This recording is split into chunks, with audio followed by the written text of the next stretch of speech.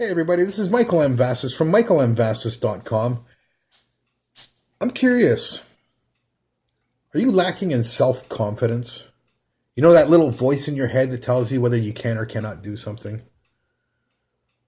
I know that there are a lot of people out there in this world today, especially here in North America, Canada, United States, many of the so-called quote-unquote first world countries, where people are lacking in self-confidence. And while I don't really know why that is, it seems to be an issue that I've felt, and I know that a lot of people have felt it throughout their lifetime. I know I spent most of my 20s and my 30s in this sort of perpetual haze of no confidence. You know, I quit school when I was a teenager. I quit at 16. I didn't go to high school. I went for a couple months and then I quit. And I met my wife when I was 18 while I was playing in a band. And a few years later, she had convinced me that I should get my grade 12 education back. So I'm in my early 20s, and I went to Red River College, which is a community college here in Winnipeg, Manitoba, right close to my home office here. And they wanted to do a placement test for me. My confidence was so low at that point, I called it the idiot test. That's what I thought it was, just to tell me how much of an idiot and how stupid I was. And I wound up going into Red River College to take that, to get my grade 12. And I did fairly well at it. And I gained a little bit of confidence because, you know, I set my mind to do something and I told myself I could do it no matter how hard it was. And I did it. But then I spent the next probably 10 years or so working in an environment that just drilled my confidence right out from underneath me. And it affected me dramatically. Have you ever sat back and had an idea that you thought was really good, and then you thought, okay, well, how do I implement this idea? And then that little voice in your head says, well, you can't. You don't have the ability to do that. I spent many years in my life like that. And it was depressing. I'm not gonna sugarcoat it. It was depressing. So that's why I'm making this video, because I've bounced back from that type of mentality, that sort of thinking, and I don't have a lack of self-confidence anymore. I'm very confident in what I do. And it's because of certain learnings and teachings that have happened over the last couple of years. And one of them is from this book right here, Think and Grow Rich from Napoleon Hill. Now, he's got some points that he's got a self-confidence formula, and I'm just going to read it to you because I can't recite this all. So, self-confidence formula number 1. I know that I have the ability to achieve the object of my definite purpose in life. Therefore, I demand of myself persistent, continuous action towards its attainment, and I here now promise to take such action. That's number 1. You're committing to yourself, committing to your purpose in life. Perhaps you don't know what your purpose in life is. If you don't, I would get this book. This book will help you figure that out. I mean, I don't fully know my purpose in life, but I know that I was not put here to be a non-confident little, waste of space. There's much more to my life, to my friends, and to my family than that. Number 2. I realize that dominating thoughts of my mind will eventually reproduce themselves in outward physical action and gradually transform themselves into physical reality. Therefore, I will concentrate my thoughts for 30 minutes daily upon the task of thinking of the purpose I intend to become, thereby creating in my mind a clear mental picture of that person. So what does that mean? That means you should be thinking about the type of person that you want to be. You can change. All of us can change. But a lot of times we don't think we can because we don't have the confidence to do that, or we don't know what path we should be going down to do that. But it takes thought and practice thought every day. Like you said, 30 minutes a day. When you're doing that, you're speaking to your subconscious. That's the part of your brain that you don't think that is really there. You don't think about it very much. But this is the part of your brain that defines who you are. So you have to be speaking to that. If you're going to be telling your subconscious that you're not worthy, or that you can't, or it doesn't happen to people like you, well, guess what? you won't be worthy, and you won't, and things won't happen to somebody like you. You got to flip that around until you start believing it, because it can happen to you. It can happen to me. It can happen to anybody. Being filthy rich can happen to anybody. We all think it can't. We can't. We all think we're stuck in this mediocre, working man's world, and a lot of us get stuck in that because we choose to. But we can also choose not to. As Jim Rohn once said, rest in peace, Jim Rohn, but as Jim Rohn once said, if you want to move, move. You're not a tree. Like this is a very smart thing to say. So anyways, what you do and think to yourself every day is very important, and you should be working on it. 30 minutes a day. I do that. I've kind of fallen off in the last little while. I'm going to be the first to admit that, but because of this mastermind group that I'm a part of, and thank you, Michael Sean McDonald, the last couple days, actually since October 1st, I have been getting myself back into this cycle of talking to myself, my subconscious, and letting it know that I'm worthy of more than what I think that I am. There's a universe out there, people. There's a whole world, and we can do a lot in it if we only put our minds to it. Number 3, I know through the principle of autosuggestion that any desire I persistently hold in my mind will eventually seek expression through some practical means of attaining the object. Therefore, I will devote 10 minutes daily to demanding of myself the development of self-confidence. So what is that saying? What does it mean by autosuggestion? Again, this goes back to what you tell yourself every single day. What you're suggesting to yourself you can do. Let's put it into perspective.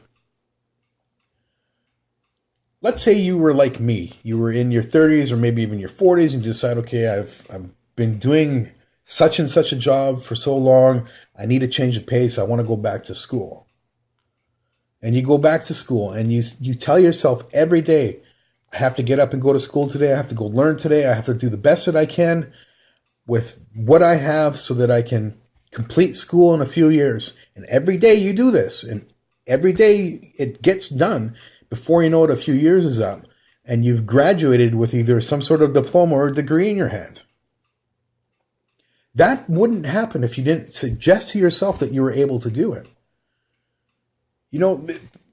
People get really good at things. I know programmers at work, just all out brainiacs. They devote a lot of their thinking time to, the systems that they're working on and how they can make it better and be more efficient. And they're very, very, very good at what they do.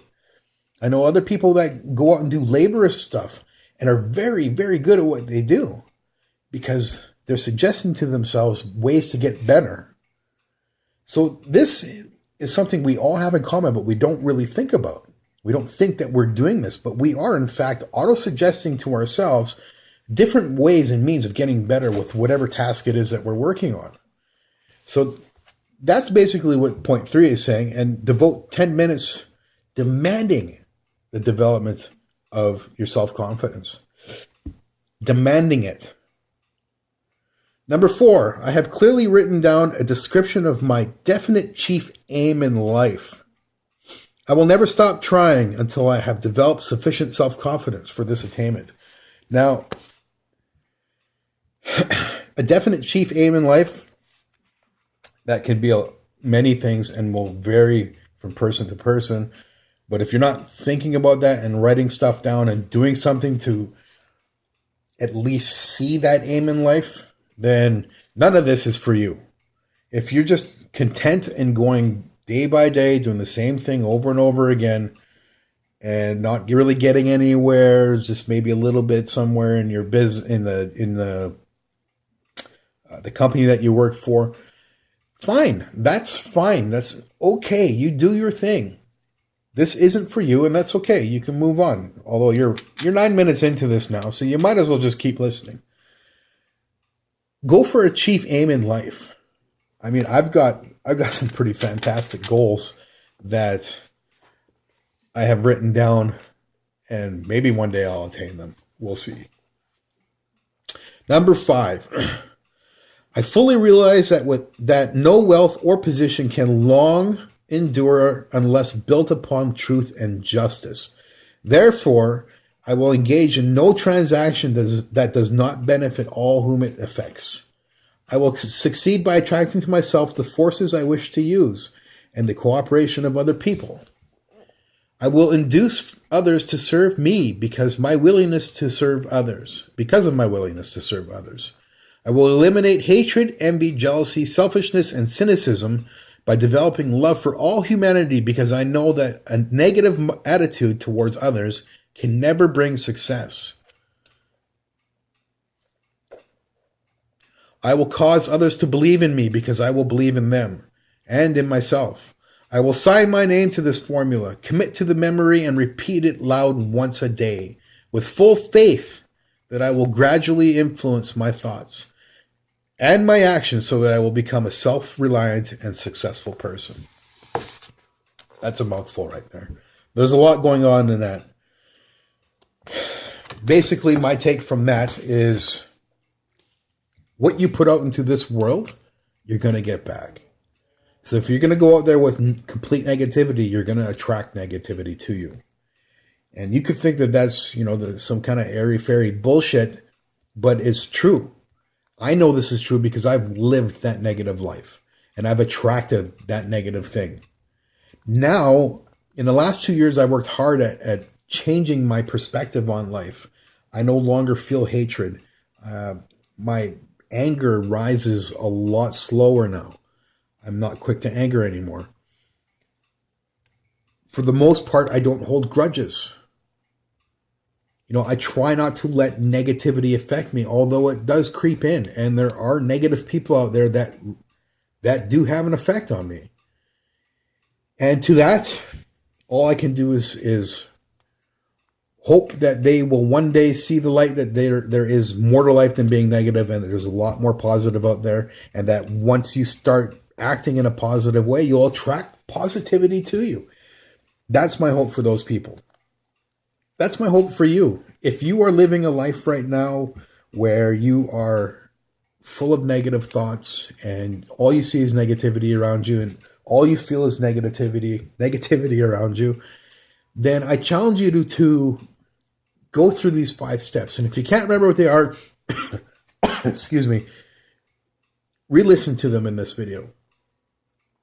Tell yourself every day that you're worthy of whatever it is you think you're not worthy of.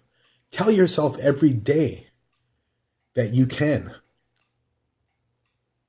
This is very important, and I wouldn't discredit this power that we all have to be successful and to do well in life. I wouldn't discredit it as some sort of just, hoopla that people talk about.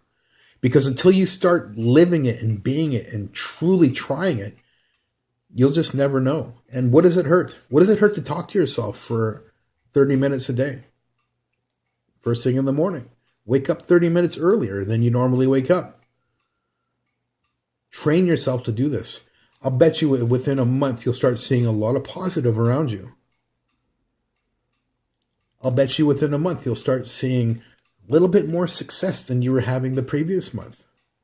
But you don't know if you don't try. So that's my message to you. I hope that you got some value from this. If you did, leave a comment. If you didn't, leave a comment. Like it, share it. I'd like to know what your thoughts are.